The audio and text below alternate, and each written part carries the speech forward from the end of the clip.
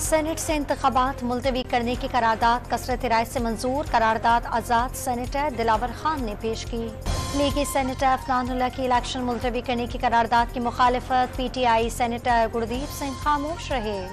Senate में करारदाद मंजूर होने के बावजूद इलेक्शन मुलतवी होने का इम्कान नहीं, आईनी मोहिदीन ने अपनी राय दे दी। चेयरमैन सेनेट इलेक्शन से मुतालिक कोई फैसला नहीं कर सकते, निगरान वज़ीर इत्तलात मुर्तज़ा सोलंकी का मौक़िफ़। अमीर जमात इस्लामी सिराजुल हक ने सेनेट की करारदाद को मुल्क और जमहूरियत के खिलाफ साजिश करार दे दिया।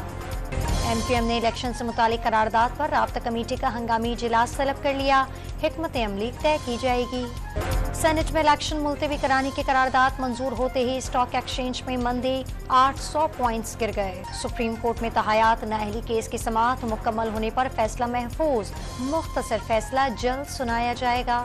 अवाम ने विफाक में हुकूमत दिलवा दी तो तनख्वाहें दुगनी कर देंगे, चेयरमैन पीपल्स पार्टी का कोर्ट लखपत में खिताब। इंसदात दहशतगर्दी अदालत लाहौर ने 9 मई केसेस में मजीद 23 मुल्जिमान को इश्तिहारी करार दे दिया। मुल्क में कोरोना की नई किस्म फैलने का खदशा, सिंध में 2 अफराद में JN1 की अलामत सामने आ गईं।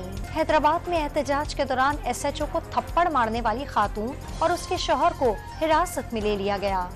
और सिडनी टेस्ट में कौमी टीम ने तीसरे रोज 7 विकेटों पर 68 रन बनाकर 82 रन की बढ़तरी हासिल कर ली।